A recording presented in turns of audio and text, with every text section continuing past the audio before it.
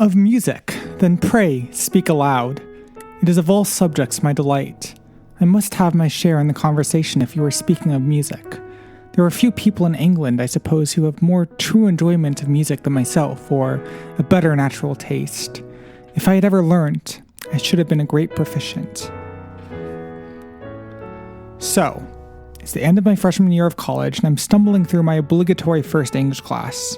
My poor, innocent freshman brain is swimming in Shakespeare and Melville, just a couple of weeks to go. I look towards the bottom of the syllabus, and to my delight and despair, I find that inevitable title. Pride and Prejudice. Look, I love books. Reading is cool, but at this point I'm more physically and emotionally exhausted than I've ever been at that point in my life. So not in the best position to seriously consider some classic novel I've never read. So what to do? Well, what's the theater kid thing to do? At this point in my life, I've already discovered the law of musical theater adaptations, or Rule 34 and a half. If you can think of it, there's probably a musical of it. So perhaps there's a musical based on Pride and Prejudice. After about 5 seconds on Google, I stumble across Pride and Prejudice, a new musical by the apparently legendary composer Paul Gordon. Looks pretty professional. And there's a readily available legal pro shot. So I finished reading the novel, I organized a Victorian tea party with my other nerd friends, and we watched and make fun of and enjoy the musical together. Good times. Done. Moving on. Except, Pride and Prejudice was first published in 1813. Musical theater as we know it developed around the 1920s or 1930s. So in other words, Pride and Prejudice has existed for the entire time musical theater has existed. And it was only in 2020 that someone thought to combine the two. This kept on pestering me until eventually I opened Google once more to look into it. Pride and Prejudice musical. Hey, here's one from 2011. That's slightly closer to 1813. So that would mean that 2 people have thought to adapt Pride and Prejudice into a musical. That's reasonable. Oh, wait. Is this another one from 2008? So it's another 3. And hold on, is this one different? Yeah, that's from 2012. So that's odd. And wait, what's Wikipedia saying? There's another one from 1993. So is that the first one? Or wait, no, there's an earlier version. Okay, that makes sense. But hold on, they're doing another one this year. So that makes how many? Wait, okay. So I ended up with a list, something between 12 and 15 separate Pride and Prejudice musicals.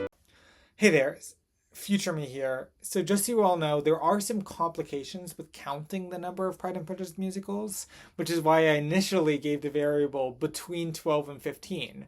There's a question of what counts and what doesn't count. Does the one that was never produced count? Does the reworking of the Lindsay Warren Baker, Amanda Jacobs one first in 2008, and then when they put it on under different names and different script in 2019, does that count as 1 or 2? Does the Bollywood one count? Does the Lifehouse Theater one count?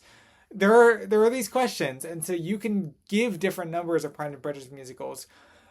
But now that I'm in the future, and I have wrapped up this project, and I've found some more, and I've done some recalculations, I'm going to give you all a different number, which is 16. I now think that there are 16 Pride and Prejudice musicals, but I do give different numbers throughout this video essay. So just so you all are not confused, there are different numbers that you could argue for, but now I think there are 16. Back to the video essay. The phenomenon that I've come to know as the Pride and Prejudice Musical Theater Extended Universe, or the PNP MTEU for short. And for me, this immediately brings up a lot of questions. We're going to try to answer many of those in this video, but the most pressing one right now is, why the hell are there so many? To put this into perspective, the closest thing I've found to this phenomenon is maybe Sherlock Holmes, which has 5 musical adaptations, and Friends, the TV show, which has 3. Neither of these comes close to the sheer number of unique Pride and Prejudice musicals. So why is this? Well, one explanation that immediately comes to mind is the cultural impact of Pride and Prejudice. Outside of musical theater, the novel has been adapted into movies, miniseries, graphic novels, board games, so much fan fiction, much of which has been published. The point is, Pride and Prejudice is entrenched in our culture, not simply as a classic novel, but as a piece of cultural mythology that can adapt to any format and any medium. This explanation, however, doesn't really work, given that many other pieces of media are similarly culturally entrenched. Sherlock Holmes, for instance, or even other Jane Austen novels. Sense and Sensibility and Emma, for example, are both very culturally entrenched, but both have just one or two musical theater adaptations. So here, Pride and Prejudice stands out. So I am forced to conclude that there is something inherent to Pride and Prejudice that makes it especially interesting for musical theater composers. Note that I said interesting and not suitable. The two are not the same. You can imagine a piece of media that fits perfectly on the Broadway stage. Mean Girls, maybe. High school setting, strong protagonist, charismatic love story, and everyone already loves it. So someone throws together a dozen musical numbers, gets some big Broadway stars, puts it on, everyone's happy, the producer makes bank, and theater kit lore grows a little deeper. This happens all the time, and we expect it, but we're never going to talk about a Mean Girls musical theater extended universe. There's no reason to make more than one of them because it's just too easy. On the contrary, I would argue that what has fueled so many different composers for over half a century to try their hand at adapting Pride and Prejudice is precisely how unsuitable it is for musical theater. Or, that's not exactly right. On the surface, it seems like Pride and Prejudice makes a good musical. As we've discussed, it has had a huge cultural impact. It's got captivating and recognizable characters, and, it's a love story. Those are the things that Broadway composers love, that Broadway producers want to get involved in. But actually adapting it presents you with a lot more challenges than something like Mean Girls. It's a love story, but it's also a social commentary, and it's a subtle comedy, and it's a psychological exploration. It's layered, man. To put it more lit student-y, the genius of Austen's writing is the layers of irony built in, where what looks like two characters falling in love is also a critique of the structures that made them or prevented them from falling in love, where what looks like one emotion turns out to be another, where two people can read the same novel and come to entirely different conclusions. Sarcasm, deception, and confusion are Austen's bread and butter. Let me be even more lit student-y by citing an actual scholar making the same point. Jane Austen keeps a constant humorous distance from the characters and the events of the world she creates, and hence also from the world she mimics.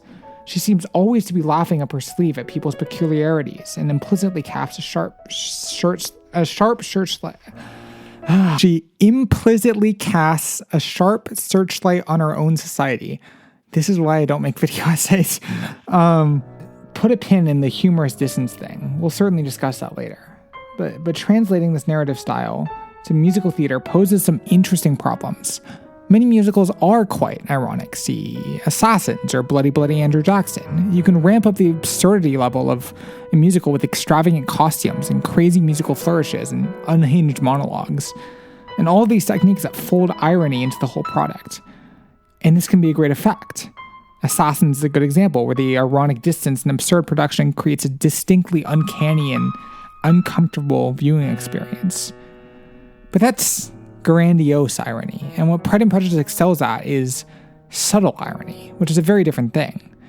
When Lizzie Bennet is reflecting on her unfounded faith in Mr. Wickham and remarks, "Besides, there was truth in his looks." Looks referring to Wickham's handsome face and his supposedly gentlemanly manners and everything Lizzie had projected onto him. How do you put the complexity of this moment on stage? You can turn it into a ballad, I guess, but then you would lose the casualness of the moment. That makes its richness all the more remarkable. And then, that horrible question of, is it a romantic comedy or a social commentary? I won't say that romantic comedies and social commentaries are entirely delineated genres in musical theater, but it takes a real Sondheim to bring them together with the level of subtlety and wit that Pride and Prejudice demands. Most people aren't Sondheim. So what's much easier is to do just a romantic comedy or just a social commentary or come up with some gimmick to more easily bridge the two or to present Pride and Prejudice in an entirely different way. And then some brave souls will try to adapt Pride and Prejudice in its entirety in its original form with all its original themes, and already we have ourselves a plurality of Pride and Prejudice musicals. So we solved it. There are so many Pride and Prejudice musicals because of how hard it is to make a Pride and Prejudice musical. Because engaging with Pride and Prejudice necessarily entails making varied decisions that others will not agree with, so they'll make their own. This is basically my thesis, so keep it in mind as we proceed. So, what are these Pride and Prejudice musicals? I think the best way to proceed is go through them one by one in chronological order. Some in great detail and many less so. This is partially to show how Pride and Prejudice musicals have changed throughout time, what decisions composers have made, and how they are informed by their temporal and cultural context. The history of Pride and Prejudice musicals is, in a way, a history of the social changes of the past half-century, filtered through a very American art form and a classic work of British literature. Pretty straightforward, right? This is also to demonstrate more concretely the argument that I just laid out. The strange profusion of Pride and Prejudice musicals is due to the complexity of the task and the number of adaptation decisions involved. Every composer will respond to this challenge differently, and we will see that here. Enough talk. On with the shows!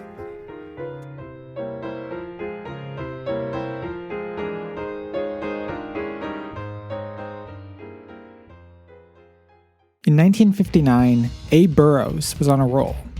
Having just written for the book for the wildly successful Guys and Dolls, the renowned humorous author and director needed a new project to tackle, and he ultimately decided to risk it all on Pride and Prejudice. This made some sense. Though musical theater was still basically in its infancy, adapting a classic novel was already proving to be a winning formula. In fact, Guys and Dolls itself started out as literature. In Burroughs' mind, this was a safe bet. Source material. Burroughs used not just the novel, but Helen Jerome's 1935 play, the one which inspired the 1940 movie starring Laurence Olivier. The songs were written by George Weiss, Robert Goldman, and Glenn Paxton, who were credited as the Jules Stein organization, after the famous composer who may have also contributed to the show. I'm not sure. So, we have a book, we have a score, now we need the talent. Unfortunately, the show was seemingly jinxed from the start by major cast members suddenly dropping out. Never a good sign. Luckily for the show's reputation, they managed to onboard a superstar, the hugely popular Hermione Gingold, who at the time was 52 years old. Remember, the major characters in the story are in their 20s, so the biggest star in this musical's entire cast is not qualified to play the protagonist, let alone most of the side characters, but never fear. A. Burroughs had a brilliant solution. Rewrite the entire story to revolve around Mrs. Bennet. And alas, the pioneer of the P&P MTEU is from the start a radical departure from the source material. This means that he has pretty limited options when it comes to which major themes and personifications to onboard. It is pretty much going to be a straight-ahead comedy, and as Mrs. Bennet is now the protagonist, the focus shifts from the contrasting romantic sagas of Lizzie, Darcy, and Jane Bingley to Mrs. Bennet's absurd quest to marry off her 5 daughters. The least interesting part of the fucking book. In a practical sense, this means backgrounding certain important moments in order to shove in more Mrs. Bennet solos, more family songs. Okay, all this buffoonery aside, how is the musical? In a word, disagreeable. In a less Austen-esque word, it's shit. I'm sorry, I so wanted to enjoy this musical, or at least appreciate it, but I just can't find anything to like about it. Like, the orchestrations are all right.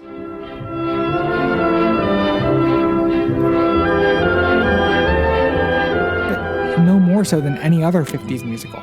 And it almost doesn't matter because once the show really gets going, it's just so hard to listen to. Let's skip over the opening number, Mrs. Bennet complaining about having 5 daughters, whatever, and the Lizzie I Want song. We'll talk more about those later. And to a little song in the middle of the show called I Suddenly Find It Agreeable. Okay, it's not a little song. It's the Lizzie-Darcy duet, a crucial moment in any Pride and Prejudice musical where the two lead characters set aside their own pride and prejudice and finally let themselves fall in love with each other. It's a complicated and messy and beautiful and heartbreaking moment in the novel, and any adaptation should aim to capture this mess of emotions. And how does First Impressions handle it? Met any number of families, from London to Brittany shores.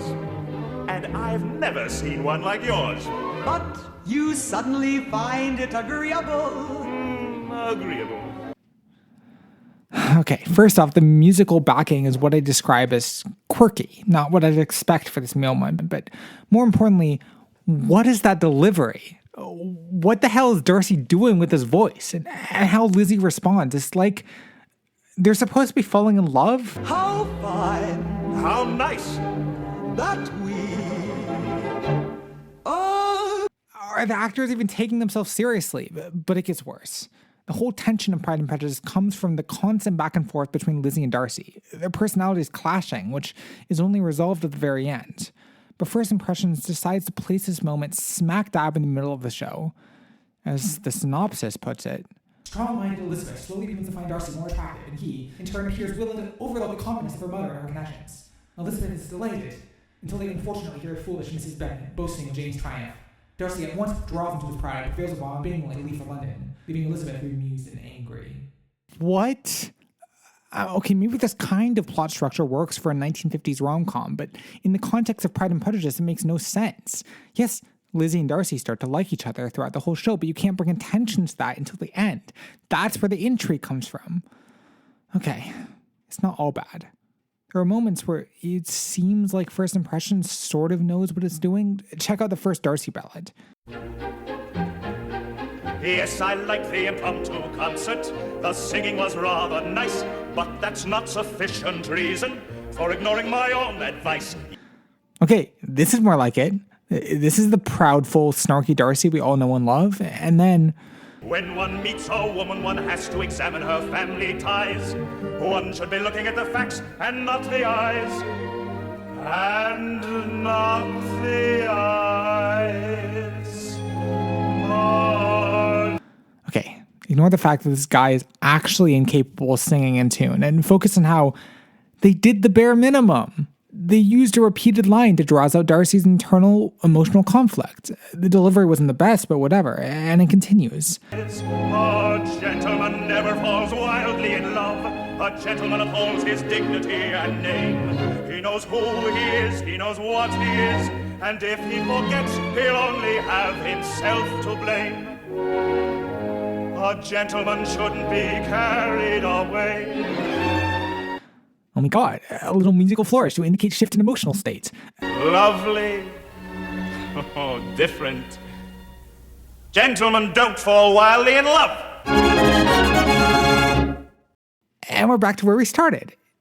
It is by no means a perfect Darcy ballad, but it does what it's supposed to do. I suddenly find this musical agreeable. What's next? Fragrant flower, tiny tulip, thy love consumed, here I stand, in all humility to offer you my hand. It's a Mr. Collins song, and it's not a good one. No, no, no, no, no, no, no, no. Fiery fuchsia, gentle jasmine, how charming the feminine touch of prolonging sweet suspense. Not sure where the writers got the flowers motif from, but it's not working. Once again, the music is entirely the wrong tone and the singer cannot sing. We're back to the First Impression shit show we came for. And the whole musical is like this. There are moments where it seems like a bare minimum of thought was put into it, and others that are just unlistenable or bizarre. Like how we jump from a half-decent Lizzy Crisis song. My head is much too light, my heart is much too gay. I'm very unaccustomed to feeling this way. No, this. And then Mrs. Bennet discussing real estate. A house in town, just a tiny, spectacular house in town, nothing very much. It's all just too much, and the end result is incoherent and honestly tiring. I can't do it anymore. I've had enough. Maybe the next installment of the PNP MTEU can clean up this mess.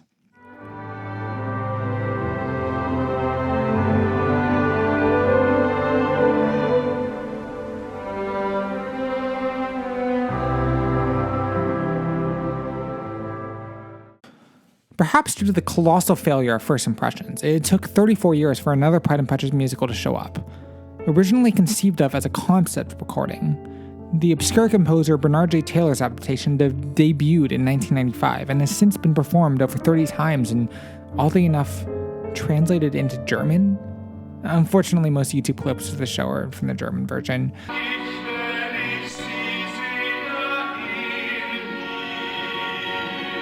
In a sense, this is one of the more successful Pride and Prejudice musicals out there, even if it's still pretty obscure. And I don't have much to say about it. I've tried different angles. The show sucks. The show is good, actually, but I think at its core, it's really just a Pride and Prejudice musical.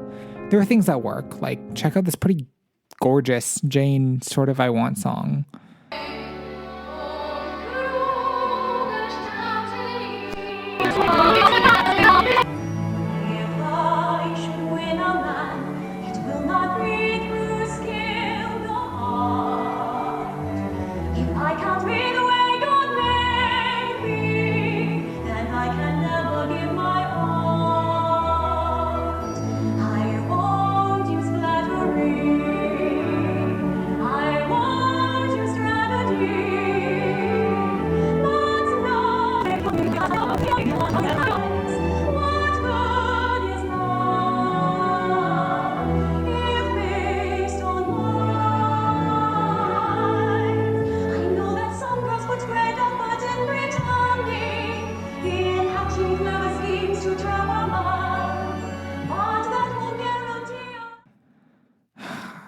Great. And then there are things that don't work. Like, for instance, pretty much all of the dialogue. Check this out. A pretty melody, Miss Bennet. Almost as pretty as the person playing it. And those are pretty words, Mr. Wickham. It is no wonder you are so popular with the ladies. Yeah, this is freshman year intro to playwriting class levels of cringe. I could go on about all the little things that bug me about the show, but overall, it's just a Pride and Prejudice musical. It's not an especially good one, and it's not an especially bad one. It's historically important, being the second Pride and Prejudice musical and the first Pride and Prejudice musical to actually, adapt Pride and Prejudice. But, I've got better ways to spend my time. Like, for instance, talking about...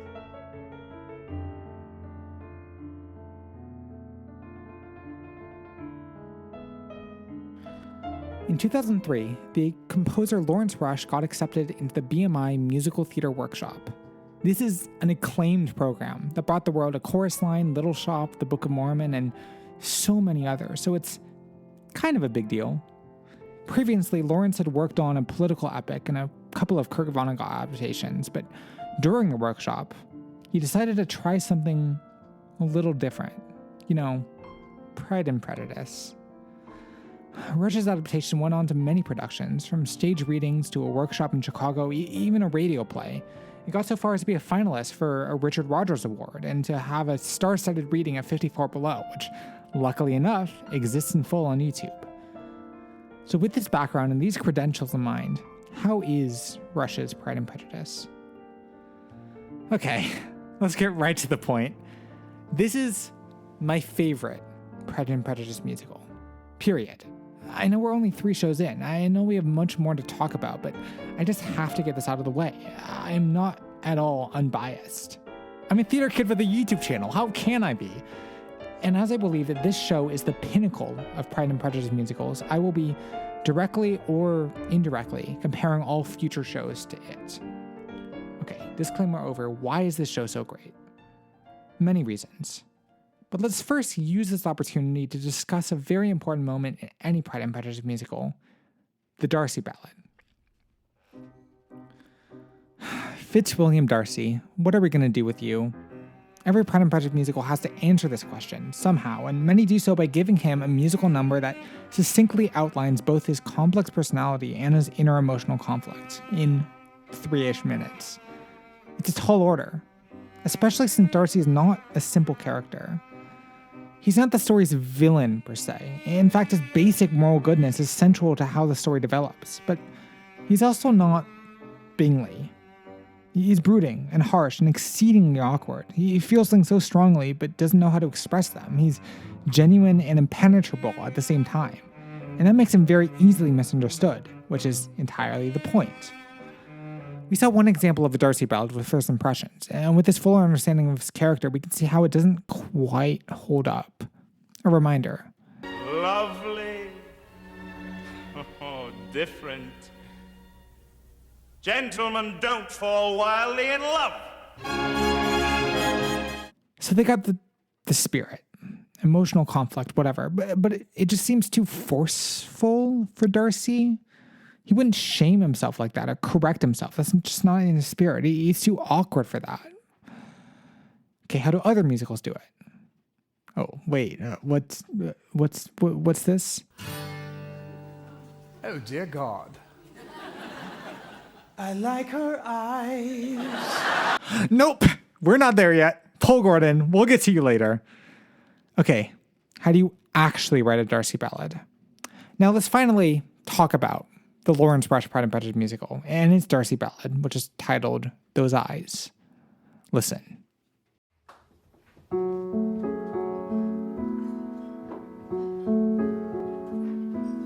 From the corner of my eye, I watched you, just as subtle as I could be.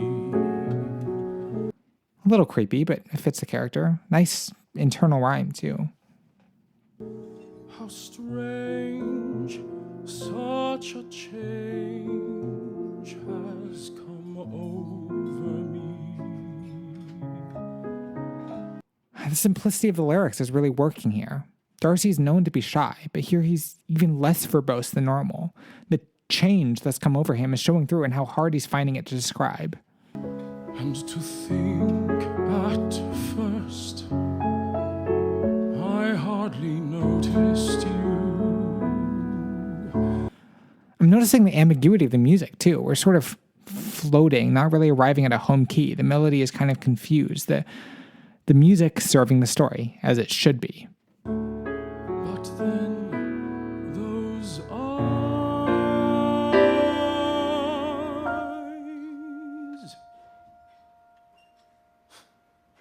those eyes.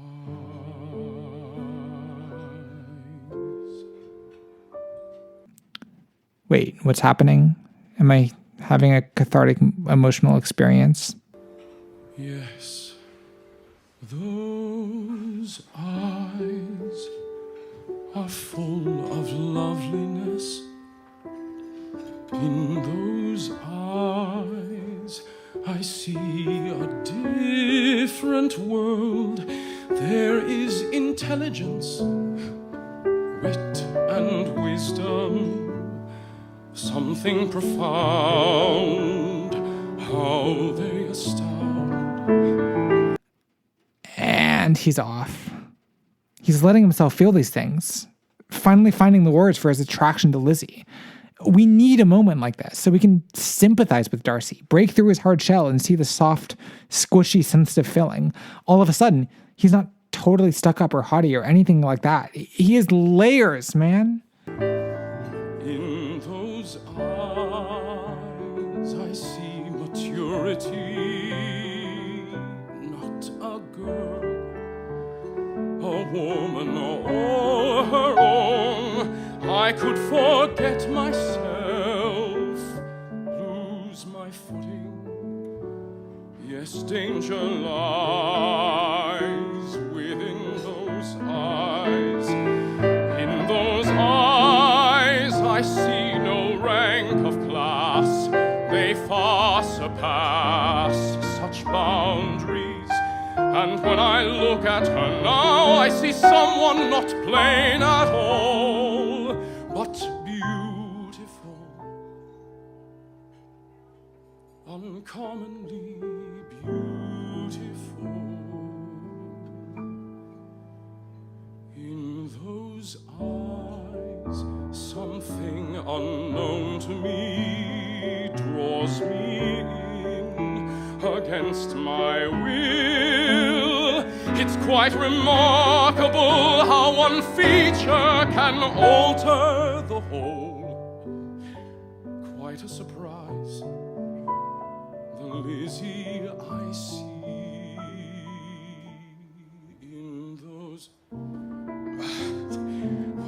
I thinking? I cannot forget where she comes from, her family, her station. What was I thinking? With her I'd be the subject of contempt and condemnation. I will ignore her, keep my eyes down, never speak. At least be glad I won't be here another week. She will be gone soon. Mistress of Pemberley? I should think not. Yes, it's remarkable how one feature can alter the whole. Quite a surprise, the Lizzy I see in those eyes.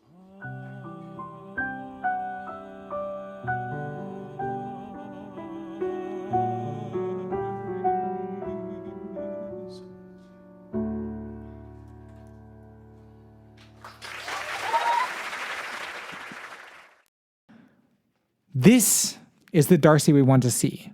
This is the full expression of his character in musical form. And moments like these are why I fell in love with Pride and Prejudice musicals. So complex a story, so rich the characters in so beautiful an art form. But this gets at a larger point. Because Darcy is so difficult a character to write, any Pride and Prejudice musical that manages to successfully do so is bound to be a good one. Lawrence Rush understands not only Darcy, his personality and struggles, but how Darcy can be put on stage in a meaningful and engaging way. People often talk about the divide between a faithful adaptation and a good movie, musical, whatever, as if those two are necessarily opposed. Like you can't be a faithful adaptation and a self-contained meaningful work of art. Lawrence Rush's Pride and Prejudice musical shatters that boundary. His faithfulness, his genuine understanding of the novel, reinforces how good the musical is, and the quality of the musical, in turn, reinforces it being a Pride and Prejudice adaptation. We see this in Those Eyes. Remember the key change?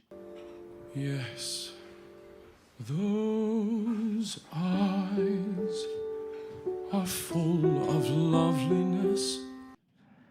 This is a direct musical representation of Darcy's split emotional landscape. The restrained, uptight Darcy slowly giving way to the sensitive, awestruck creature that Lizzy is turning him into. It's a complicated part of Darcy's character development that has to be paced correctly and with the right amount of intensity. By turning it into a musical moment, Lawrence Rush utilizes his medium in a meaningful way. Here's another example. Take I Can Wait, which is this show's Lizzy I Want song. Okay, we need a fuller discussion of the Lizzy I Want song, but not quite yet. Just know that it's the moment in the beginning of a musical when the protagonist, here Elizabeth Bennet, sings about what they want. This want is then satisfied or rejected or subverted or whatever throughout the show. Take especially this particular section. Give me a man who has wit and intelligence, someone who'll treat me as equal, no less. Love that is pure, love that is strong. Anything else would be terribly wrong. Simple, perhaps, but great. So she's not totally opposed to marriage, but she has very particular standards. She wants something simple but great, not just whoever happens to propose first. This makes sense. It creates an expectation that is then played with in each proposal scene or each potential mate, contrasting Mr. Collins, Mr. Darcy, perhaps Mr. Wickham as meeting or not meeting the standard. It's a good I Want song. Now, take Charlotte's I Want song. Romance is just a foolish game. It stays a moment, then it disappears. Give me something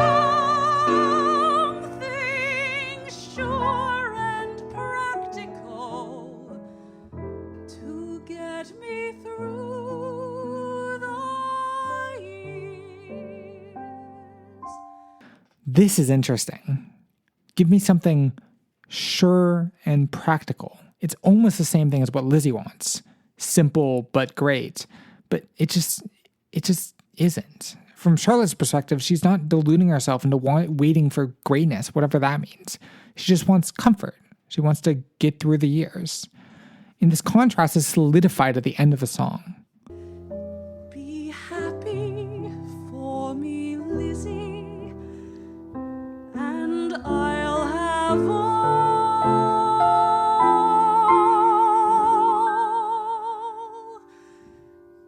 I need.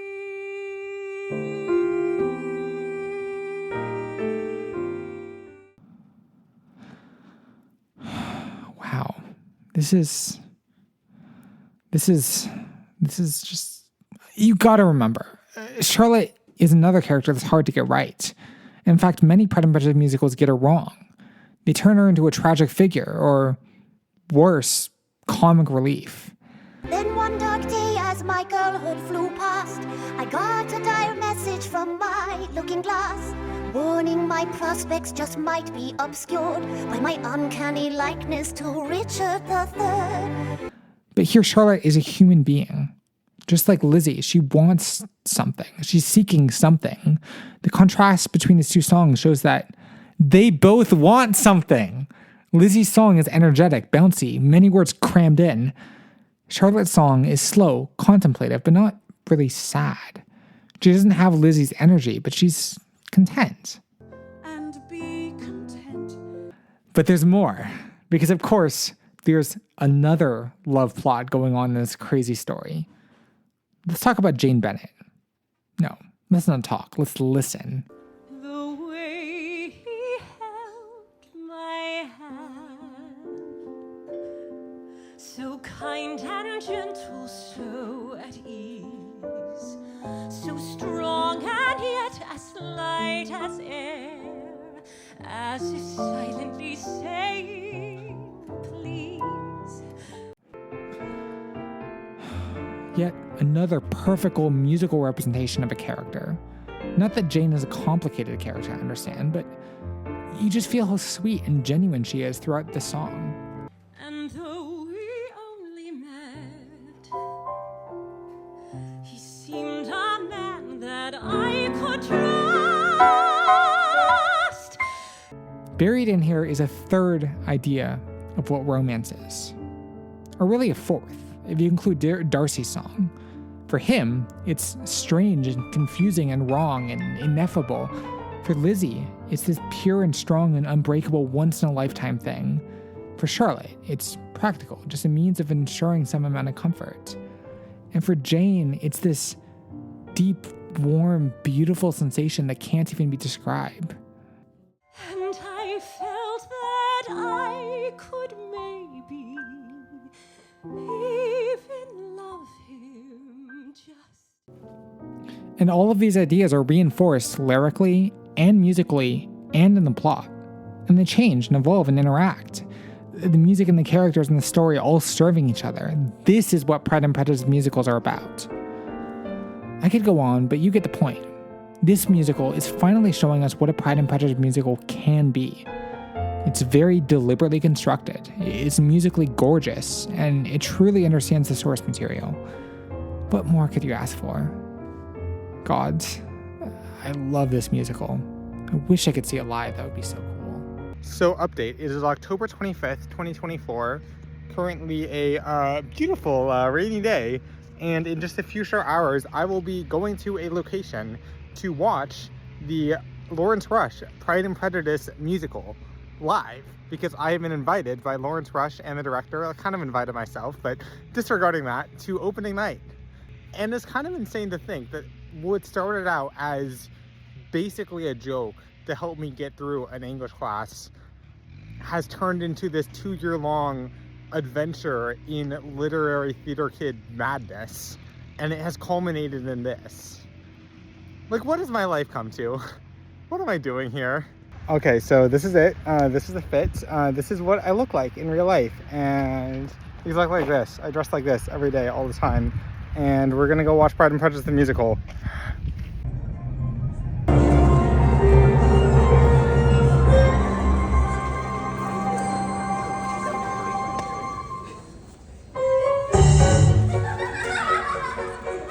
Anyway, what's next?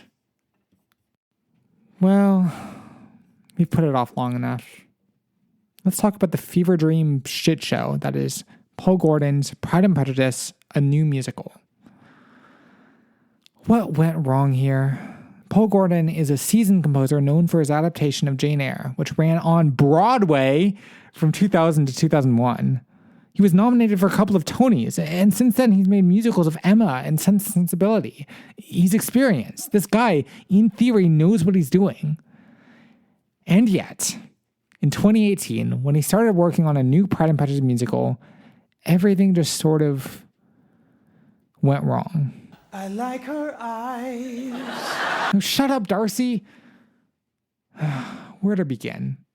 At the very beginning, with Elizabeth Bennet. Actually, at the very, very, very beginning, the first line of both book and musical. It is a truth universally acknowledged that a single... We know how it goes. The interesting thing is Lizzy is the one saying it. And then she goes on to say this. I don't necessarily find that to be true. Surely a man must be in want of more than just a wife. I cannot believe that marriage is all that is meant to define us, or that it is the only fortune on which our happiness depends. This opening should immediately raise red flags for any Pride and Prejudice fan. But why? Isn't this the moral of the whole book? That marriage isn't all there is to life, or women should be confined by it, or whatever. Yes. But Lizzy shouldn't be just saying that, especially not at the beginning of the show. See, the problem here is one of narrative voice. Jane Austen is big on this. She is famously very good at narrative voice. The narrator in her writing controls everything, and she uses that to mess with her characters and her audience. There's so much scrumptious dramatic irony in all of her novels, and Pride and Prejudice is no exception. The famous opening line, the way it's phrased, shapes how we see the world of the novel. It is a truth that's absolute, and that's absolutely going to be subverted and played with throughout the novel. And Paul Gordon ruins all of that by giving it to Lizzy. Look, there's a distinction to be made here. Lizzy is the protagonist of Pride and Prejudice, but she isn't the narrator. She's not omniscient. It's not her truth that's universally acknowledged. It just is a truth. And that's important, because by placing her in the narrative role, you lose that ironic distance, that separation between Lizzy and the world and the audience that frames this whole story. But I concede, this is all just literary nitpicking. And the problem of the narrator is a thorny one for a musical theater adaptation in general, so it makes sense that Paul Gordon would take the easy way out. Let's talk about something more concrete, like how do they develop Lizzy's character? But honestly, why does it feel as if I don't actually belong to this family, or this society? Oh gods, no. I don't seem to be interested in a single man of good fortune any more than he would be interested in me. Oh no! No! This is wrong. This is so wrong. No, it gets worse though. And I don't seem to want the same things other women do. I'm the long-born ingenue. It's my untaming of the shrew. I'm not like other girls. Yeah, the whole song is like this. It's literally a Disney Princess I Want song superimposed onto Lizzy Bennet. There must be more than this provincial love. No right, no wrong, no rules for me. How far I'll go, 'cause I'm headstrong, crashing into walls. But it's worse. Like we're supposed to accept that Lizzy Bennet is the stereotype of the not like other girls, Strong, independent woman girl boss. Guys, I promise you don't have to girl bossify Lizzy Bennet for her to be an interesting character. Okay, let's actually unpack this.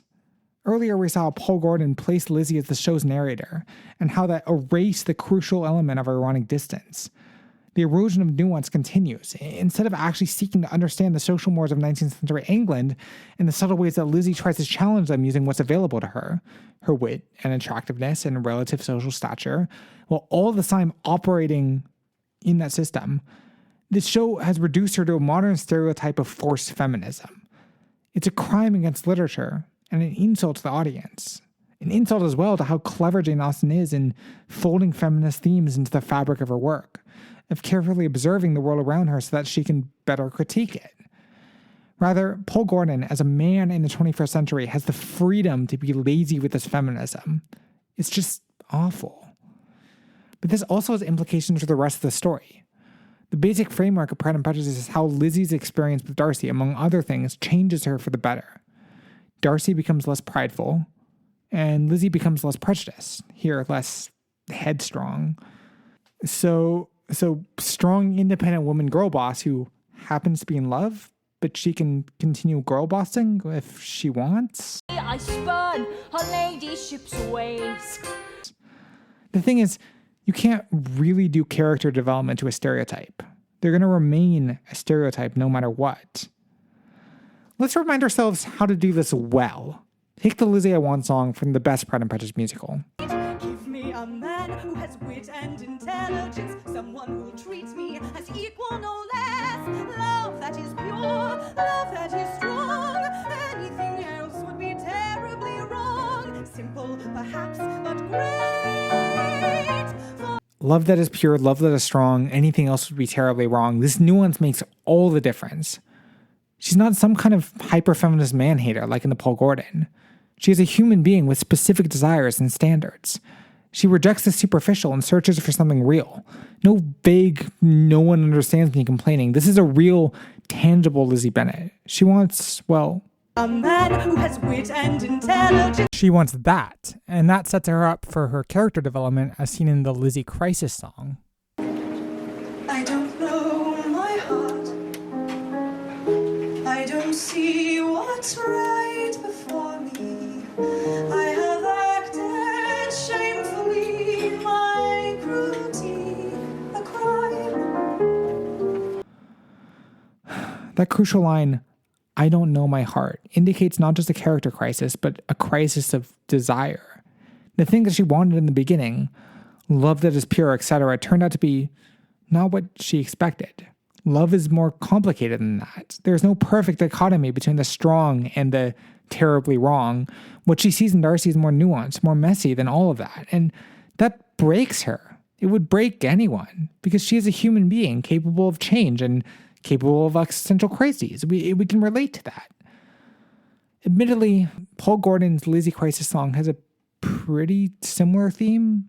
How was I so blind? I hope you find my assertions of value. I've lost all common sense. God bless you. The trait that I most trusted is now my worst offense. But the setup makes all the difference. If you don't have a strong character from the start, how can you hope to effectively develop it? The distinction between these two Lizzies is subtle, perhaps, but crucial. One is a stereotype, the other is a human being. One just wants to fit in, whatever that means. The other has very specific objectives and an understandable, if problematic, way of seeing the world.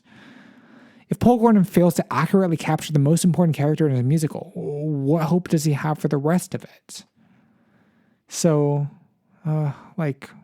Darcy? Oh, dear God. I like her eyes. Oh, I'm in so much trouble. Yeah, let's finally dig into this. This guy is incredible. What I mean to say, Miss Bennet is wishing you good day, and that is all. For she will never see. She's taken the bravado out of me. And I mean that perfectly seriously. Like, how can you not love this Darcy? You invade my thought, you were always there. I'm anguished now that you'll never get.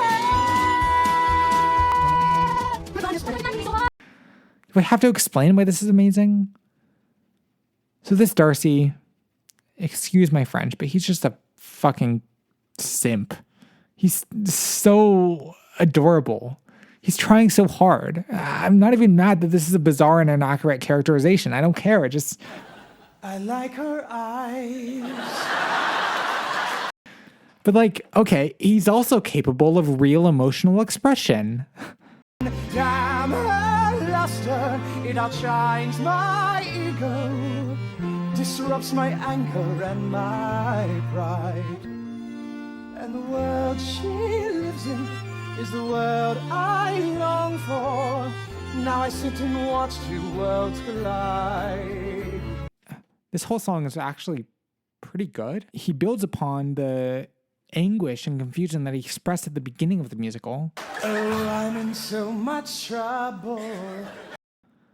But with a hint of both resignation Because of you, Elizabeth, I'm a better man, yet no better than any other man, and that's the last wish. and desperation. Sweet Elizabeth, please now I beg you to give in, for your world must be the world I live in. He's changed. He's learning to express the things that he didn't allow himself to in the first Darcy ballad. And this change in perspective is actually musically represented. The I like her eyes. song is an upbeat pop rock banger with drums and guitar and some fun string arpeggios. His Crisis song, on the other hand, is slow and melancholy with some sad piano and drawn out vocal stuff. And my self-importance and my world of privilege has kept me lonely for so long. Oh, OMG, self-awareness, that's so cool, wow. But, it's nuanced. It's emotionally complex. I mean, relatively so. This Darcy is still a stereotype, a trope forced upon what was a more nuanced character. Removing the more complexity of his character, how he is still a rude and distant person, even if we should ultimately root for him, reflects a severe lack of understanding on Paul Gordon's part. Still, I would argue that this simp Darcy is more empathetic and has better character development than Girlboss Lizzy. The two stereotypes are not alike. One is cold and artificial, the other fun and relatable. Girlboss Lizzy is a problematic misunderstanding of feminism, whereas simp Darcy is just simp Darcy. And that's the most frustrating thing about Paul Gordon's Pride and Prejudice. It's a shitty adaptation and a shitty musical, but it's also incredibly entertaining and occasionally really good. I just can't come to terms with it. How can Paul Gordon, this experienced, seasoned composer, get it so very wrong and end up with such an enjoyable show? It just gives me whiplash. Like, the liberal arts student in me cringes every time I engage with it, but another part of me is just like I like your eyes, and damn it, it's alarming. I don't wanna love her, I have obligations. Okay, I'm sorry. I just can't get this Darcy out of my head. Like the Janeans were real against a false interpretation of Darcy as a socially awkward wet cat, saying that reduces his moral culpability and lessens the impact of his character development, yada, yada, yada. I get that. But in the end, I don't care. Outside of it being a Pride and Prejudice adaptation, the dynamic between Girlboss Lizzy and simp Darcy is just incredible. Battles me, he bullies me, but I am not impressed. She's not impressed with chin does not replace. The fact that we managed to translate from a Regency-era social comedy romance novel masterpiece to this. I'm anguish now that you'll never get. It's just a testament to the absurdity of our times, and I'm loving it. I don't know what more to say about Paul Gordon. It's just a beautiful, problematic dumpster fire. Difficult, but perhaps necessary adaptations of the P&B MCU? Who can complain? Hey there, it's Editor Me once again, and Paul Gordon, if you are watching this, I mean, first of all, thank you so much for watching my dumb little video essay, if you are watching this. But second of all, I know I'm being really harsh on your musical. I know I use really strong language to describe the things I really don't like about your musical, and I'm sorry, looking back, I'm sorry for calling your musical a shitty dumpster fire, Let me make this clear. All art is great and valid, and expressing yourself through art is just an invaluable, incredible thing. And if your way of expressing yourself is through musical theater, that is a beautiful, beautiful thing. But there is a reason that I'm being so specifically harsh on your Pride and Prejudice musical, and I think I've figured it out. It's because I genuinely believe that you have it in you to write a great Pride and Prejudice musical. Like, you're clearly a great composer. All of the music in this show is amazing. It's kind of the best part of this show. And you clearly love what you do. Like, you made an entire career out of adapting classic lit into musical theater. And I love that for you. And you clearly so enjoy it. Reading your interviews, it sounds like you love these novels and you love musical theater. And so it's just really disappointing to me when your Pride and Prejudice musical is not great. And, you know, there are things about it that make me think you could write a great Pride and Prejudice musical. Like the moment when, at first, Darcy, he sings this ballad when he's introducing himself, and it's the world they live in. And it's all about sort of the social mores surrounding him and the pressures being put upon him from being someone with a high status in society. And then later on, that song gets reprised as the world she lives in, which is like some of the same emotions, but this time it's about the pressure being put on him for being in love with Elizabeth Bennet. Like, that's really, really cool. That's something that no other Pride and Prejudice musical composer had thought to do in that way. And that shows something really complex about Darcy's character. And so if you kept going in that theme, in that vein, you could have made a great Pride and Prejudice musical, but all too often you just took the easy way out. By doing Girlboss Lizzy, by doing Simp Darcy, by reducing these characters, by not taking more risks. So, Paul Gordon, if you want to talk, let's talk. Hit me up. And to be even more fair, if I do ever make a sequel to this video essay, which is possible, more on that later, I will read all of the novels that you turned into musicals, and then I will watch all of your musicals, and I will make my final judgment then. Does that sound fair? Paul Gordon, hit me up. So, how do I talk about this one?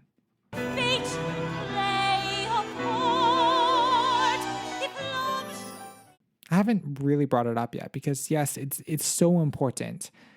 It may end up being the most important show in the whole PMP MTU. Why is that? Well, a little thing called Broadway. The 2026 Broadway season will likely include Austen's Pride, the Pride and Prejudice musical adaptation by Lindsay Warren Baker and Josie Brown.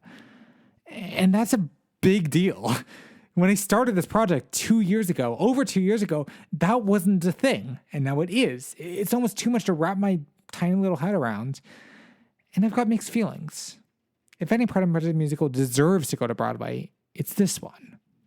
Or maybe Lawrence Rush, or potentially Paul Gordon, but I'm glad I was not Paul Gordon because, you know. And as you'll see, Austen's Pride does an incredible show that does some really interesting things with the source material, but also I'm sad because what does this mean for the future of the PMP MCU? Will having a Pride and Prejudice musical on Broadway mess it up? Okay, let's discuss this in conclusion. For now, Austen's Pride. Right. Austen's Pride, originally just called Pride and Prejudice, the musical, was written by Lindsay Warren Baker and Amanda Jacobs and has been in development in some form since 2006. It's gone through several iterations since then and evolved in its current form around 2019. The musical is a straightforward retelling of the novel with song and dance and yada yada yada. So what's different? Why should we care? Because of one little gimmick. The whole show is narrated by Jane Austen. Yep, we got ourselves a frame narrative. And this really does change everything. As the show goes on, Jane and her sister Cassandra are actually writing the novel. We see ideas and plot points emerge in real time, sometimes scenes reverse and restart a different way. We're flying blindly through Pride and Prejudice where even the author doesn't know how it will end. It makes for a fascinating experience, especially if you are quite familiar with the source material. This meta-narrative also requires a mythologizing of Jane Austen's life and perspective. After all, her story and the story she writes have to tie together, and so a very particular interpretation begins to emerge. Here's a good example. The Act 2 opening called Take a Walk. The scene takes place just after Darcy's failed proposal. Fans will know what's coming, the letter scene. But then, at this moment, Jane Austen is also struggling to finish her novel. She's been struggling with it the whole show, but now the writer's block is all consuming. Jane's struggling to write, as Darcy's struggling to compose the letter, as Lizzy is struggling with her feelings, and the three come together in this song. Take recover yourself and forget the despair. All three voices intertwine as narrative and meta-narrative are mixed. Like, a major theme of the musical is how reality and fiction blur in the person of the author. So Jane Austen's doomed relationship with a certain Tom Lefroy is explored and renegotiated in the Lizzy Darcy relationship. Then from that, the whole story is reconsidered. The problem of love, the meaning of romance, things explored to a greater or lesser extent in other Pride and Prejudice musicals, are absolutely central here. Jane and Cassandra debate these issues, and their debates pierce through the narrative. Take, for instance, Lizzy's I Want song, When I Fall in Love. The title alone is revealing. Other Lizzy I Want songs show a kind of intensity, as in Lauren's Rush, that sometimes dips into girlbossification, a la Paul Gordon, or 1950s girlbossification. I am not the dainty, feminine kind, ladylike and over-refined. Yeah, that shit show is bound to come back at some point. The point is, all of these musicals give us a strong, clear-headed, self-assured Lizzy, which is great. You can totally interpret Lizzy that way. But Austen's Pride does something a little different. Check this out. Will I fall in love? Will I know it from the start? Love can weave a magic spell, so how will I begin to tell when I fall in love? If I... The whole song is written in questions. It's barely even an I Want song, since, well, she doesn't know what she wants. She's not demanding anything or expecting love to be like anything. She's just asking. Although this isn't entirely true. We must be of similar mind. His character strong and refined, and his reputation, whatever his station, must be generous, truthful, and kind. So she starts on a question and moves towards more and more certainty, and then ends on this ambiguous note. When I fall, if I fall, when I fall in love. Her questioning and her certainty all mixed together leave the audience unsure what Lizzy's stance is. It is, to use a professional term, a great fucking song. But it gets even better. This one song introduces several themes, namely happiness isn't a guarantee and when I fall in love, that will be reused and challenged and subverted throughout the entire musical. Running themes, but in a different and more nuanced way than other Pride and Prejudice musicals. So remember that thing where Jane and her characters interact. This actually happens at the start of When I Fall in Love.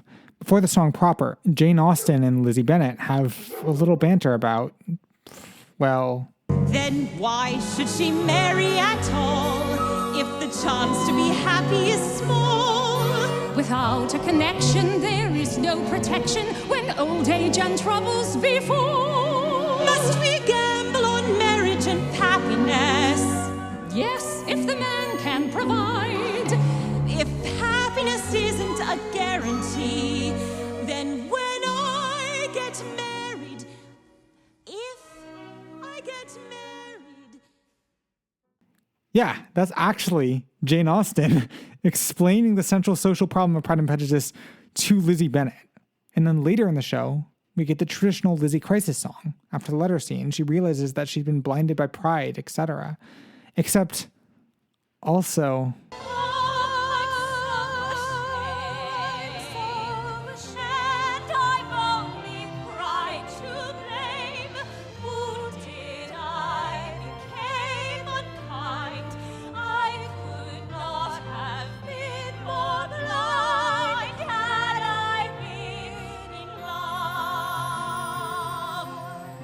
Okay, there's so much to unpack here.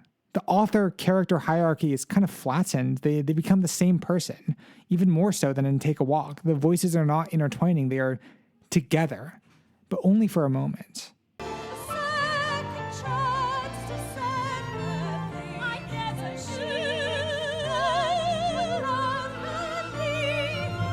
Now they're separated again, but the author is still talking about her character as a distinct person. Like, she only has so much control over Lizzy. And Lizzy is in her own world, like, I never knew, and then here. Oh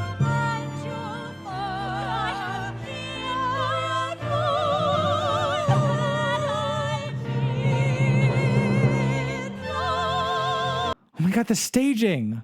Both of them are desperate and broken, but Lizzy is on a lower level, like she's giving up her power, and Jane Austen is standing, reaching out to her, like a compassionate friend, realizing what she has to do, but melancholy all the same. It's so good. And the transformation of when I fall in love to had I been in love, they're both conditional, not concrete. She isn't actively in love, but playing with the possibility. At the same time, the implication is starkly different. Here, there's a sense of what if, a tinge of regret. It's much less open, a much darker view on what's happening. It's so good. Like, so much thought, so much care has been put into this. It's so good. So, exiting my feral fangirl state for the moment, does Austen's Pride succeed? Does this unique premise and reworked perspective on the source material translate to a good musical? Yes. 100% yes. For its vision of Lizzy Bennet as an absurdity as an emotionally complex protagonist alone, Austen's Pride is an incredibly valuable addition to the P&P MTU. And the fourth wall-breaking weirdness of the musical is not just a gimmick, but a clearly intentional choice that affects everything else. True Janeites may find some nitpicky problems with the musical, like how, for instance, it overemphasizes Jane Austen's historically ambiguous relationship with Tom Lefroy, or how it kind of romanticizes the role of Cassandra Austen in the writing of Pride and Prejudice. Whatever. Imposing a neat narrative onto a complicated set of historical circumstances for the sake of artistic creation is, I think, forgivable, especially when the output is this unambiguously good. All I can say is, if you want a great musical that's also a great interpretation, check out Austen's Pride. Okay, there's just two more musicals I want to discuss. One is more recent, the other is a little older. I saved them for the end because they're both definitely more out there approaches to the Pride and Prejudice musical, and I didn't want to handle them until we had all of this context. But as we've discussed, the more straightforward interpretations of Pride and Prejudice, just putting the novel on stage with musical, we're finally ready to ask, is there a more creative way to do it?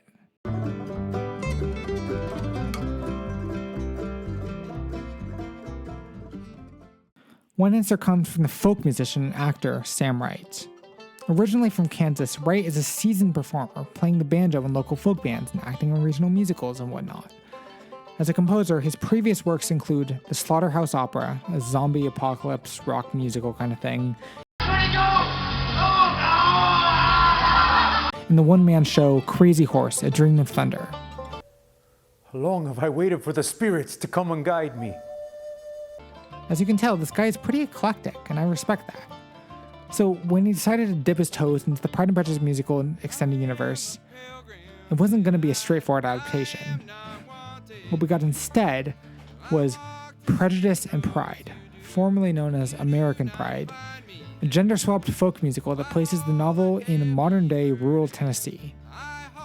Yeah, it's strange, but Wright goes all in on the concept. Lizzy is now Bennett Longbourn, played by Sam Wright himself, a banjo player living in Longbourn Hollow, Tennessee, with his brothers Jake and Lyle. Their world is shaken when two New York millionaires move to nearby Nettiesfield. We got Darcy Fitzwilliams, the owner of the media empire Pemberley Studios, and the internet star Carly Bing. Lady Catherine de Bourgh is a senator, and Mr. Collins is a televangelist. This is all classic fanficky modernization stuff, in the same vein as the Lizzy Bennet Diaries, etc. Oh, and also, Lydia and Wickham do the Capitol riots.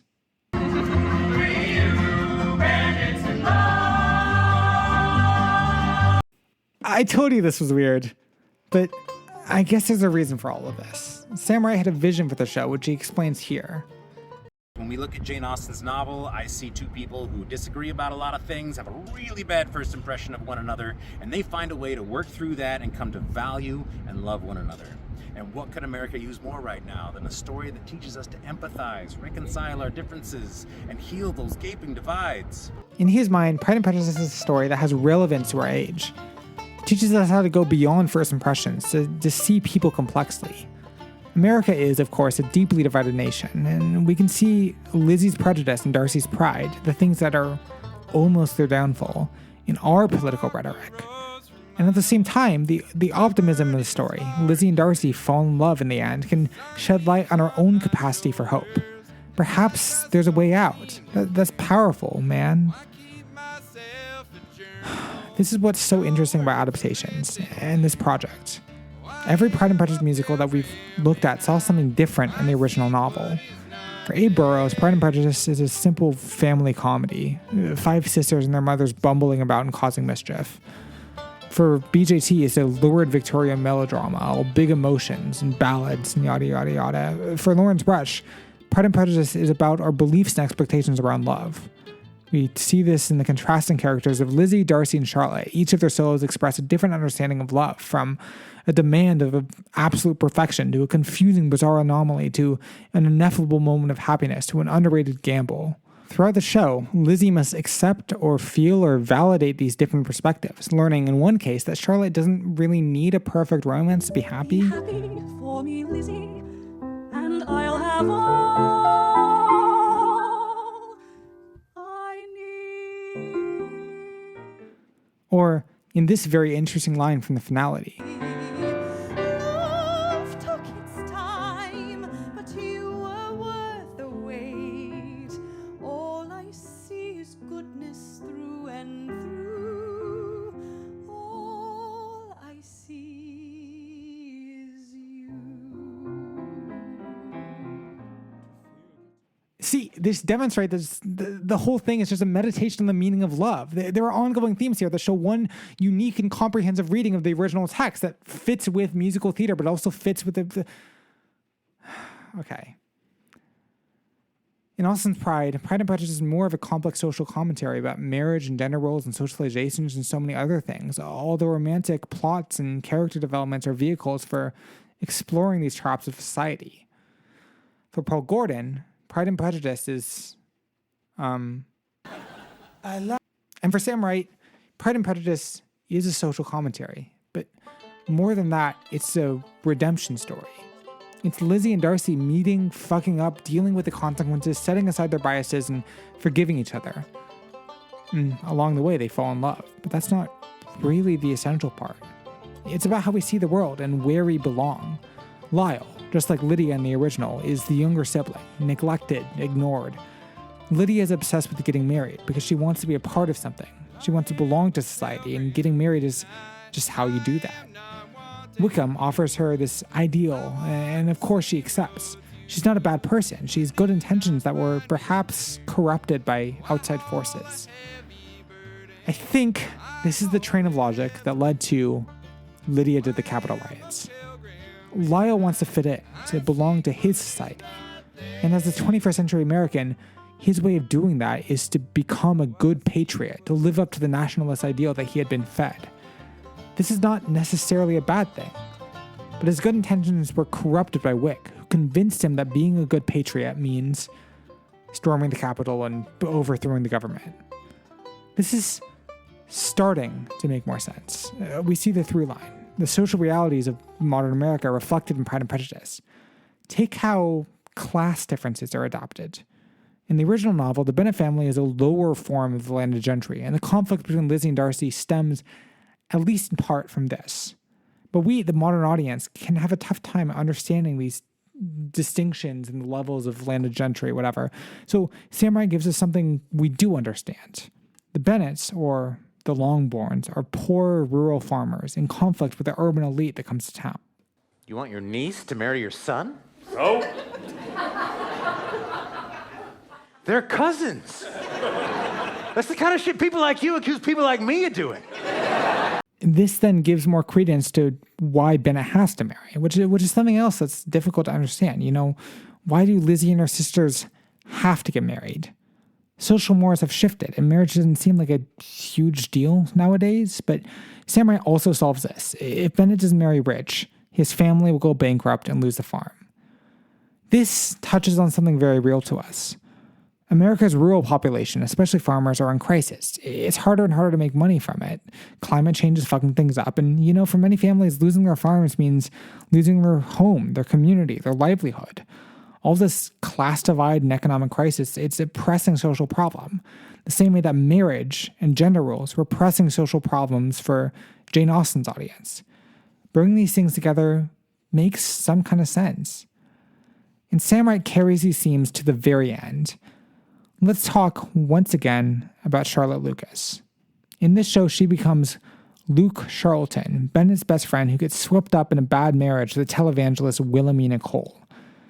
At one point, Bennett goes to visit him in his new glamorous home, and Luke sings this. Most days I stare out the kitchen window. Between the dishes I might sneak a puff of grass, and in the yard I can watch sparrows crooning, though I can't quite hear 'em through the glass. It's just so ambivalent. There was a quiet resignation to this Charlotte that's complicated by his new position in social hierarchy. He has to be grateful on some level, but he also knows there's something missing here. When I was young, I played at cops and cowboys. Now I take whatever jobs are left. At night I watch the passing highway lights come and go, seeking out a home, or just the next room around the bend. But what about love? There's so much complicated stuff being negotiated in the song, and it's a perfect microcosm of the musical as a whole. It's not just a simplistic, what if Pride and Prejudice were modern day? The implications of that choice are drawn out and really explored. I truly admire what Sam Wright has created. Unfortunately, there's a problem. Sam Wright was able to capture the nuances of class divide and social identity and all these themes, but when it comes to arguably the most important theme, the thing that people remember about Pride and Prejudice, this show falls just a little flat. I'm talking, of course, about the romance between Lizzy and Darcy. If he has withdrawn his high opinion of you now, why should you care? I don't know. Yeah, it's the one thing you'd want to get right in Pride and Prejudice musical, but in Prejudice and Pride, the dynamic between these two characters feels kind of forced. I was never captivated by their relationship. I was never rooting for them. And on their own, Bennett is fine, I guess. Sam Wright does a good job of portraying him, but Darcy, I didn't like that characterization. And there's a good reason for that. Our old friend, Girlbossification. Don't need no man, don't need no man, don't need no man. Don't need no man, don't need no man, don't need no man. I'll keep repeating till you understand. Desire can't give me commands, cause I don't need completing by some man. Yes, our gender swap Darcy character has an entire musical number where she insists repeatedly that she don't need no man. What is the point of this? What important information does this give us about the character whose story and development we're going to follow for the next 2 hours? Look, Darcy can be a pretty haughty, snobby character who's generally not a huge fan of people. We know this. But when we're translating that character to, the feminine realm, suddenly she is strong, independent woman, girl boss. I feel like we need a PSA to all musical theater adapters. Girlbossification may look like feminism, but it isn't. All it does is strip away the nuance and intrigue from what could be an interesting character, turning her into what? Some empowered role model? But even this doesn't work because audiences can't empathize with the stereotype. And we see this in Girlbossified Darcy. Whenever she shows up, I feel a little disappointed. Like, is this really the character that Lizzy falls in love with? Now, to be fair, Sam Wright does give us a few genuinely emotional moments. I can't hold your love. The skies won't get any more tough. So my choices are let go or hang on to heal it.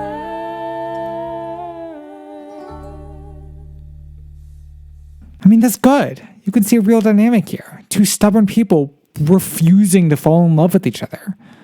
But there are just too few of these moments to coalesce into a story. Honestly, this whole relationship just feels like an afterthought, which it should be. It's Pride and Prejudice. And if Sam Wright would have sat down with what went well in this song and applied it to the rest of the story, like, he had a seed here and he didn't follow through. It's so frustrating. So yes, I am conflicted about Prejudice and Pride. But in the end, it is a really interesting adaptation. The modernization is well thought out, and it contains a surprisingly poignant message about the contradictions of modern American life. Not what I'd expect, but hey, I'll take it. Okay, there's one last musical I want to discuss. It's called I Love You Because. It was written by Ryan Cunningham and Joshua Salzman, and it was first produced off-Broadway in 2006. And of course, it's based on Pride and Prejudice. Kind of. Not really. I mean, so this is a complicated one. All the press about it calls it a Pride and Prejudice adaptation. The Wikipedia article for it calls it a Pride and Prejudice adaptation. And yet, when you're watching the show, it doesn't really feel like a Pride and Prejudice adaptation. Here's a quick plot summary. Austin Bennett is happily dating a certain Catherine until he finds her in bed with another man. His brother Jeff suggests that he win her back by pretending not to care. To that end, they prepare for a night out. Meanwhile, Marcy Fitzwilliams is struggling with a recent breakup, leading to her friend Diana Bingley to give some advice. Find Mr. Right by seeking Mr. Wrong. A double date is arranged. Jeff and Diana hit it off, but Marcy and Austin have nothing in common. A series of rom-com mishaps follow, and predictably all the couples are happily in love by the end.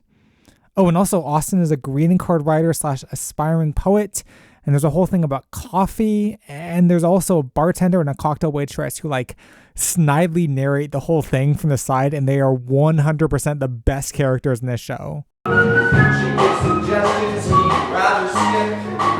She he did a tip. His style is truly tragic, hers is tragically hip. The perfect romance.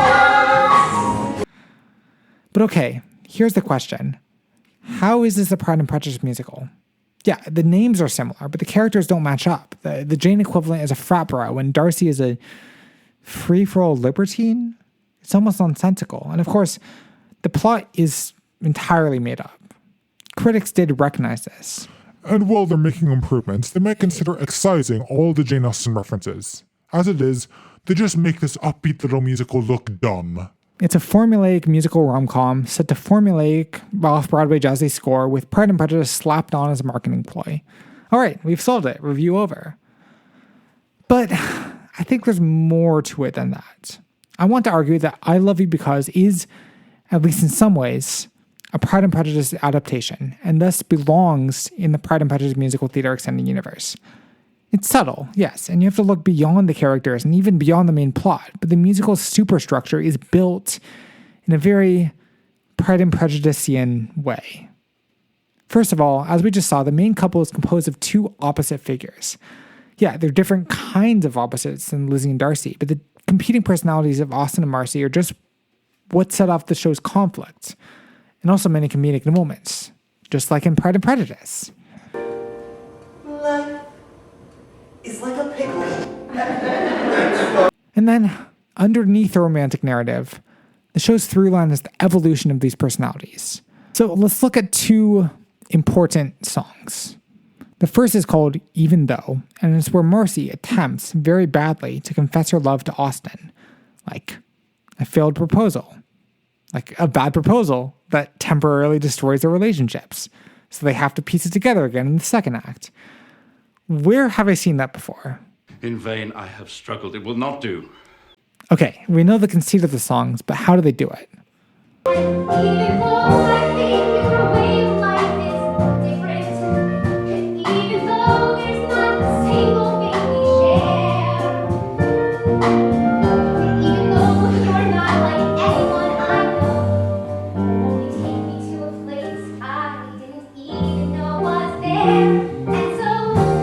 basically, this is kind of a modern day version of Mr. Darcy's.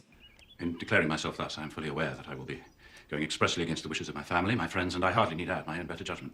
And of course, Lizzy/Austin is horribly shocked and offended by this proposal. Love me anyway? In spite of all my failures and shortcomings, you love me anyway? This is basically the clearest direct narrative parallel between Pride and Prejudice and I Love You Because.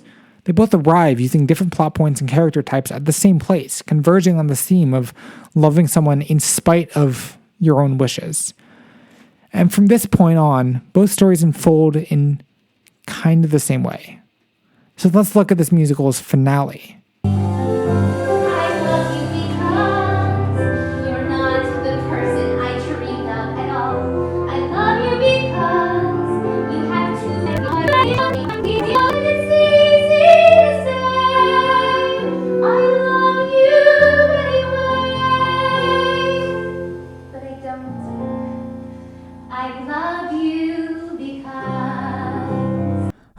How neatly this romantic comedy is resolved. These characters go from I love you anyway to I love you because, and that allows them to live happily ever after. It's a satisfying moment of character development and a really neat, happy way to end the show. But is this Pride and Prejudice? Let's look at that finale. And how are you this evening, Mrs. Darcy? Wait, no, wrong. Sorry, Matthew McFadden, but you don't count. Let's look at the real adaptation's finale. Oh, my feelings. My feelings are... I'm ashamed to remember what I said then. My feelings are so different. In fact, they are quite the opposite.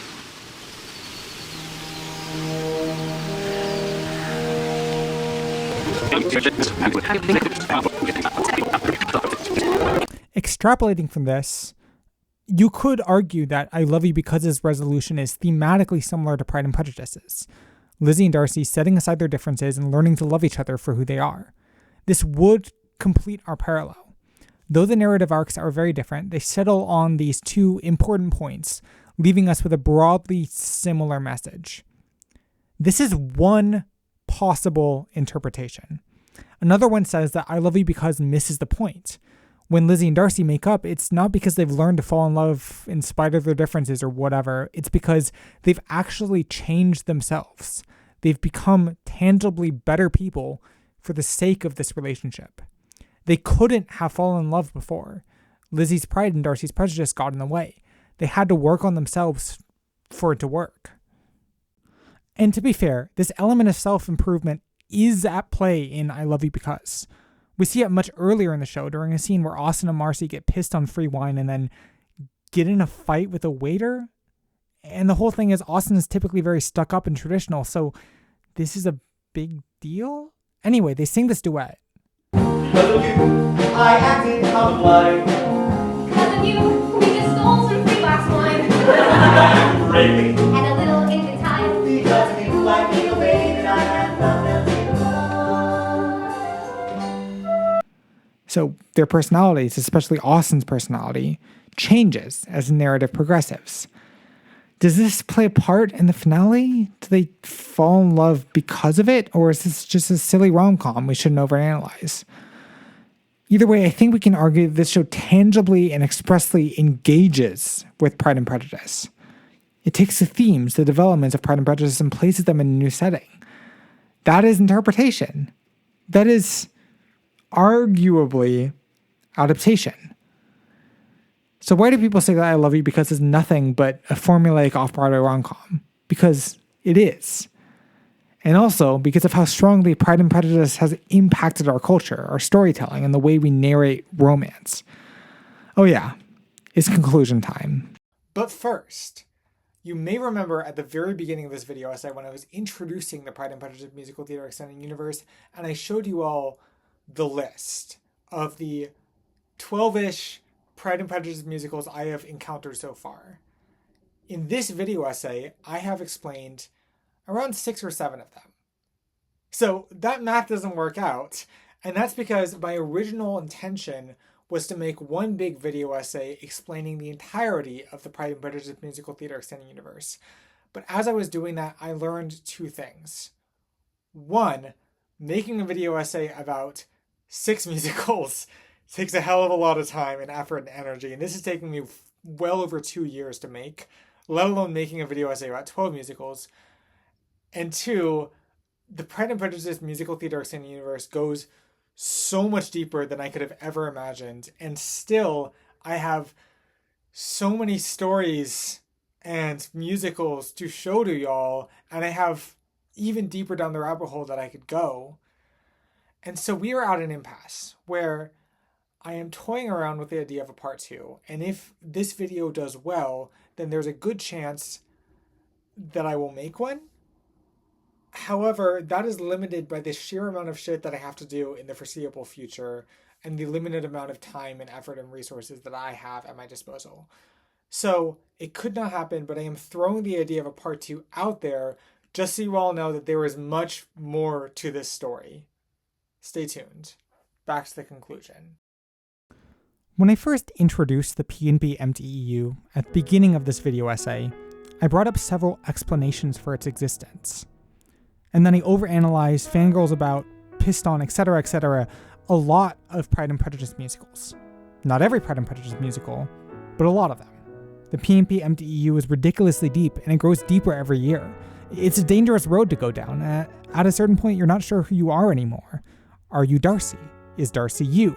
Can the Lizzy to your Darcy, or the Darcy to your Lizzy, or the Darcy to your Darcy, or the Lizzy to your Lizzy ever be found? How much ham can a Wickham wick if a Wickham could wick ham? Did Lydia do the Capitol riots? So many questions and so few answers. But now, with all of this context, do our explanations still make sense? Well, first among them is the cultural impact of Pride and Prejudice. This is still undeniable. The fact that so many kinds of people in so many places and time periods have tried to do a Pride and Prejudice musical really speaks to that. There is a continual discourse between our world and the world of that everlasting novel, a discourse I'm happily contributing to here. And perhaps at the start, I dismissed this explanation too soon. Sure, many other pieces of media have had a strong cultural impact, but Pride and Prejudice is unique in that its cultural impact is intrinsically tied to the ongoing reinterpretation and readaptation of the source material. The meta story of Pride and Prejudice simply does not work without the wet shirt phenomenon, the hand close-up debacle, the "I guess we're doing zombies now" occasion. At a certain point, it stops being discourse about a novel and becomes discourse about a novel. This meta importance does not exist for things like Star Wars or even Jane Eyre or Emma, or to the same degree at least. In these cases, the primary importance is the source material, and the adaptations thereof are secondary. So there may be a Jane Eyre musical theater extended universe, but it won't mean the same thing as the P&P MTEU. And that's really why it's important how our musical adapters view Pride and Prejudice. These questions, is Lizzie Bennet a girl boss or a sensitive soul? Is Darcy a confused simp or a selfish prick? Have never been and will never be firmly answered. Everyone engaging with the novel has to answer for themselves, and we, the audience, can respond as we choose. Which leads to our second possible explanation. There are so many Pride and Prejudice musicals because of the sheer complexity of Pride and Prejudice. I compared it to Mean Girls. There's never going to be a Mean Girls musical theater extended universe because turning Mean Girls into a musical is a relatively simple prospect, whereas turning Pride and Prejudice into a musical is an endlessly complicated task. And this explanation has panned out. Every musical we've analyzed has extrapolated different themes, different character traits, different arcs from the novel. Pride and Prejudice goes from a family comedy to a straightforward love story to a less straightforward love story to a political commentary to you get the point. That's really the remarkable thing about the P&P MTEU. It doesn't matter how much precedent there is, or how many people before have tried. People will keep making Pride and Prejudice musicals. It doesn't matter that none of them have achieved widespread commercial success. It doesn't matter that the world of Pride and Prejudice adaptations is already overcrowded with high budget movies and so much fan fiction, human beings are resilient and creative, and we will always dive beneath the surface, looking for something more. Translating Pride and Prejudice to musical theater is certainly not the most obvious thing, but we're going to do it anyway. And we're going to keep doing it, not in search of perfection. The perfect Pride and Prejudice musical will probably never exist, but out of love and devotion and the endless drive to create. In other words, the P&P MTEU will never die. Or maybe it will, because as we've seen, Austen's Pride is going to Broadway. For the first time in 70 years, we will have a high-profile Pride and Prejudice musical performing in the musical Mecca. And what does that mean for the future of Pride and Prejudice musicals? Will people stop wanting to make new ones since, well, there's already one on Broadway? Is this the end of our story? Double marriage, a song and dance at the Tonys, and we're done. Perhaps. But you know, back in 2005, there was a Little Woman musical on Broadway. It did pretty well. And yet, at this very moment, there's another Little Woman musical being developed.